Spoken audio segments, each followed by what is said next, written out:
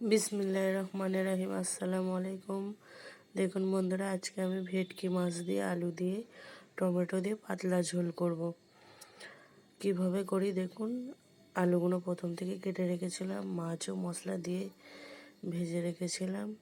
কিছুটা মাছ আবার দিয়ে দিলাম, দিয়ে এখন আলু ভেজে নেবো। মাছ ভাজা হয়ে গেলে মাছের তেলেতেই কিভাবে করি দেখুন একে একে। বন্ধুরা, আপনাদের কাছে আমার অনেক অনেক রিকোয়েস্ট, আপনারা সাবস্ক্রাইব করুন, শেয়ার করুন আর কমেন্ট করুন আর ফেসবুকে ফলো দিন।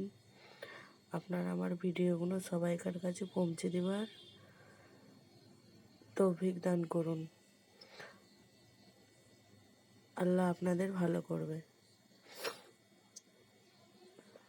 কীভাবে রান্নাটা করছি দেখুন। তেলের ওপরে পেঁয়াজ দিয়ে, আদা রসুন দিয়ে, এখন টমেটো কুচি দিয়ে দিলাম, সামান্য লবণ, জিরের গুঁড়ো, লঙ্কা গুঁড়ো, এখন হলুদ গুঁড়ো আর ধনের গুঁড়ো দিয়ে কষাবো। কষে নিয়ে পানি দিয়ে একটু কষে নেব। বন্ধুরা, আমরা সবাই তো রান্না জানি, কিন্তু কিরম কি মশলা কোনটা কার সাথে যায় সেটা হয়তো সবাই জানে না। একদম সহজ পদ্ধতিতে রেসিপি আমি দেখাই, দেখুন। আপনারা আমার ভিডিওগুলো সবাইকে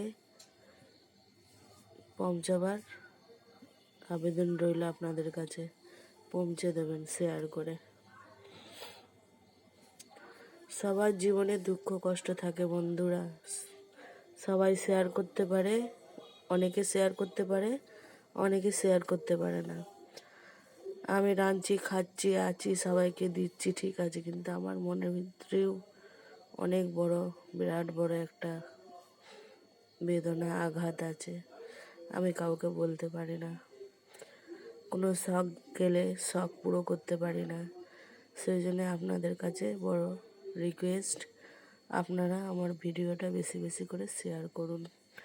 আপনাদের মাধ্যমে যদি আমি একটু উঠে দাঁড়াতে পারি। ভিডিওটা যদি ভালো লাগে বন্ধুরা, লাইক দেবেন, শেয়ার করবেন, সাবস্ক্রাইব করবেন। কে কোথায় থেকে দেখছেন কমেন্ট করবেন, ফেসবুকে ফলো দেবেন। এই দেখুন, একদম পাতলা ঝোল। ভেটকি মাছ বলে কি একবারে কড়া করে রাঁধতে হবে তার কোনো মানে নাই। এরকম পাতলা ঝোল করলেও খুব ভালো লাগে খেতে, গরম ভাতের সাথে খুব সুস্বাদু হয়। বড় মাছটা ছিল। ভালো থাকবেন সবাই, খোদা হাফেজ।